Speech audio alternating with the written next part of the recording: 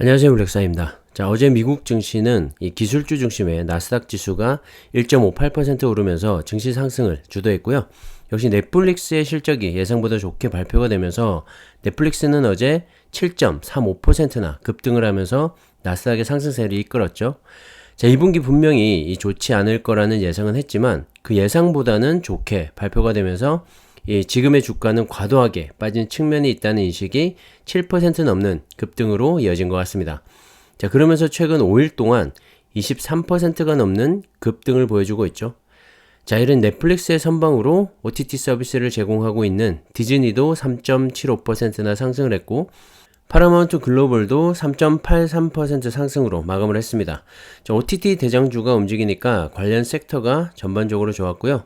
지금까지 실적이 발표된 S&P 500 내 기업 10% 중에서 70%가량이 예상치를 웃도는 실적을 내놓으면서 이 과도하게 빠진 주가의 상승을 이끌어내고 있습니다.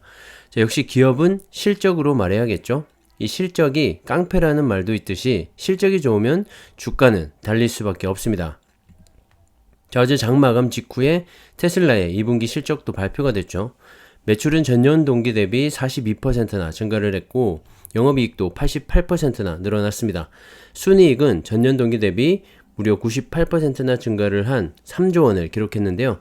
작년과 비교하면 엄청나게 향상된 실적이죠. 다만 전분기 대비해서 매출액과 영업이익이 감소하긴 했습니다.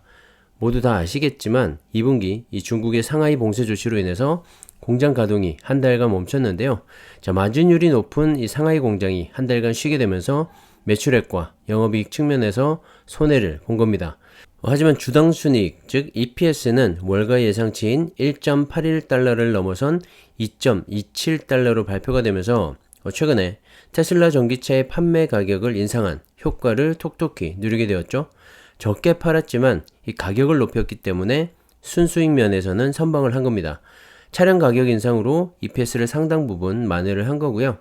특히 경기 침체에 따른 이 수요 감소보다는 생산 문제가 테슬라가 직면한 문제라고 말을 했는데요. 다시 말해서 살 사람은 넘쳐나는데 이 원자재 수급 문제로 인해서 생산은 여전히 차질을 빚고 있다는 말인 거죠.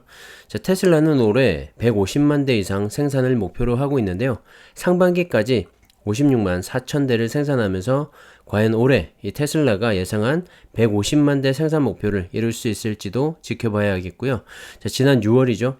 창사 이래 월 생산 기준으로 가장 많은 차량을 생산했다고도 발표를 한 만큼 하반기 텍사스와 베를린의 신규 공장이 얼만큼 빠르게 이 램프업을 하느냐에 따라서 150만 대 달성 여부는 결정이 날 것 같습니다. 자, 그리고 테슬라가 보유 중이었던 이 비트코인의 75%를 매각했다고도 밝혔는데요.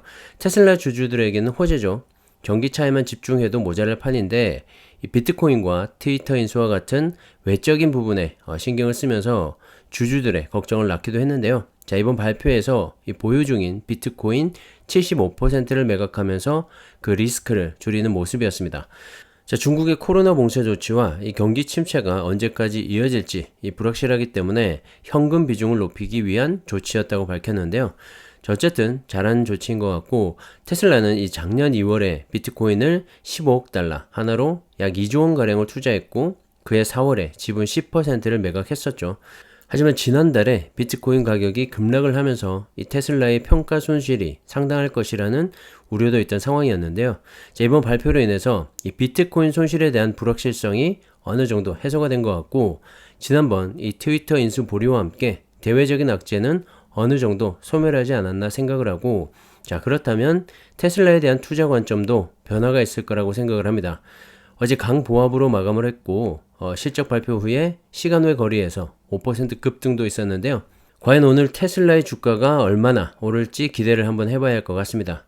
자, 2차전지 배터리의 상승도 한번 기대를 해볼 수가 있을 것 같고요.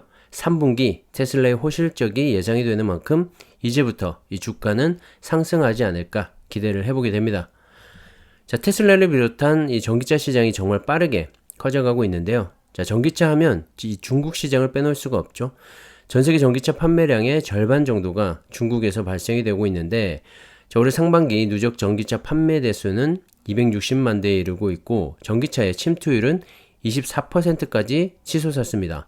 자, 판매되는 승용차 4대 중에 한 대는 이 전기차라는 말이죠. 중국 자동차 공업협회는 하반기에도 이 전기차의 판매가 호주세를 보이면서 이 올해 550만 대 판매를 돌파할 것으로 보고 있는데요. 2020년 137만 대에 불과했던 시장이 2년 만에 4배로 증가를 하게 된 겁니다. 자, 중국의 이런 전기차 판매율 증가에는 BYD를, BYD라고 하죠, 빼놓을 수가 없는데요. 자, 올해 상반기 누적 전기차 판매 대수는 64만 1350대로 전년 대비 무려 315%나 폭증을 했고요.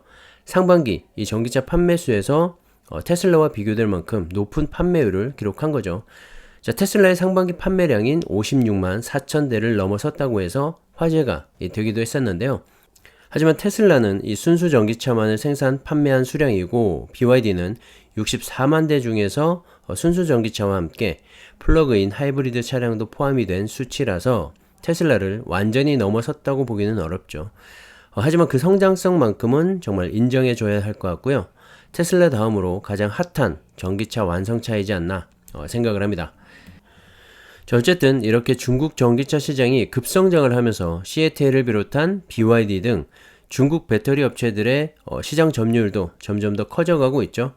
상반기 이 글로벌 전기차용 배터리 점유율에서 1위는 여전히 중국의 CATL이 차지를 했고요. 69GWh를 생산하면서 전년 동기 대비 111%의 높은 성장을 기록했습니다. 그리고 2위를 차지한 LG 에너지 솔루션은 전년 동기 대비 1GWh가 늘어난 4% 성장에 그치면서 1위인 CATL과의 격차가 더 크게 벌어졌고요. 그 사이에 3위를 차지한 BYD가 206%라는 높은 성장률로 2위인 LG엔솔과의 격차를 상당히 많이 줄였습니다. 작년에는 19GWh의 이 생산량 차이가 있었는데요. 자, 올해는 불과 4GWh 차이로 따라 붙은 거죠. 1년 사이에 이 캐펙스 증가를 비롯한 생산량 증가에 정말 노력을 기울인 것 같고요. 중국의 전기차 시장이 급성장함에 따라서 중국 내수 배터리 사용량이 늘어나면서 이 CATL과 BYD 등의 중국 배터리 기업의 성장이 두드러지지 않았나 생각을 합니다. 자, 5위와 6위를 차지한 SK온과 삼성 SDI까지 합쳐도 이 한국 기업이 차지하는 배터리 생산량은 52GWh로 1위를 차지한 CATL의 69GWh보다 적을 정도로 이 중국 배터리 기업의 상승세가 정말 무서운 상황입니다. 물론 중국은 이 강력한 내수 시장을 바탕으로 이 배터리 업체들의 성장이 이루어지고 있는데요. 자, 보시면 중국 시장을 제외한 이 글로벌 시장에서는 LG 에너지 솔루션이 여전히 1위를 차지하고 있습니다.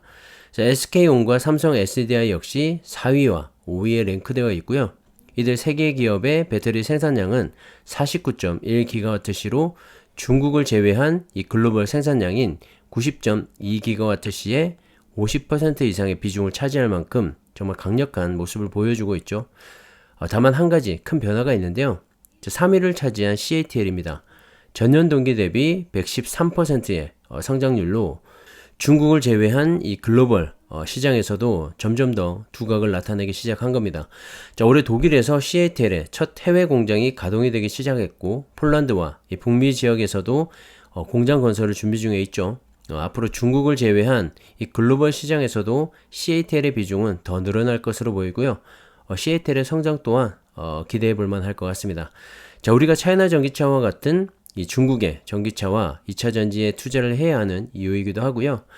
2차 전지 배터리에 투자를 할 땐 이 중국과 한국 시장에 투자를 하라고 말씀드리는 이유도, 자, 보시는 것처럼 대부분의 기업이 한국과 중국의 업체들이 상위권에 랭크하고 있기 때문입니다. 쉽게 바뀌지 않을 것 같고요. 자, 이들 양강을 중심으로 배터리 시장은 앞으로도 흘러가지 않을까 생각을 합니다. 참고하시면 좋을 것 같고요. 자, 최근에 강한 이 반등을 보이던 중국의 증시가 좀 주춤하고 있죠. 어제와 오늘도 밀렸는데요. 자, 중국의 이 경제 정책 변화가 그 원인인 것 같습니다. 자, 리커창 중국 총리는 취업이 충분히 유지가 되고 가계 소득이 늘어나며 물가가 안정이 된다면 경제 성장률이 조금 내리는 것은 받아들일 수 있다고 밝혔습니다. 자, 2분기에 이 코로나 재확산으로 인해서 예상치 못한 충격을 받았죠. 자, 2분기 경제 성장률이 0.4%에 그쳤는데요. 자, 중국은 올해 이 5.5%의 경제 성장률 목표치로 삼고 있기 때문에 2분기 상하이 봉쇄 조치로 인해서 0.4% 성장이 그치면서 이 상반기 성장률이 2.5%를 기록했는데요. 자, 올해 중국의 목표치인 5.5%를 달성하기 위해서는 하반기에 상당히 높은 경제 성장을 이뤄내야 하는 과제를 안게 된 겁니다. 자, 그로 인해서 하반기에 이 중국은 강력한 경기 부양책을 통해서 그 목표를 이룰 것이라고 말했었는데요. 갑자기 이 노선을 바꾼 거죠. 자, 무리한 이 경기 부양책을 펴지 않고서도 원래 정했던 이 정책을 추진하면서 그 어려운 2분기 중국의 경제가 마이너스 성장을 기록하지 않았다고 강조를 하면서 하반기에도 기존의 계획대로만 움직이겠다는 겁니다. 자, 따로 더 강력한 부양책은 쓰지 않겠다는 말이고요. 5.5%라는 이 목표치에 연연하기보다는 2분기는 특수 상황이었음을 인정하고 그 2분기를 빼놓고 하반기에 5% 내외의 이 경제 성장률을 기록한다면 중국의 경제가 일정 수준을 회복할 수 있다고 보고 있는 것 같습니다. 자, 그래서 하반기 이 더 큰 부양책을 기대했던 시장은 다소 실망감에 좀 빠지고 있는 것 같고요. 중국 증시가 최근에 많이 올라왔던 만큼 어느 정도는 이 조정을 거치고 다시 올라가지 않을까 생각을 합니다. 자, 차이나 전기차 역시 그런 관점에서 조정을 보이고 있다고 생각을 하고요. 단기 대응보다는 긴 호흡으로 바라보고 투자하시면 좋을 것 같습니다. 자, 중국이 조정을 받는 가운데 국내 증시는 상승세가 돋보이죠. 특히 타이거 2차전지 테마의 반등도 눈에 띄는데요. 자, 높은 상승률은 아니지만 확실히 바닥은 다진 게 보입니다.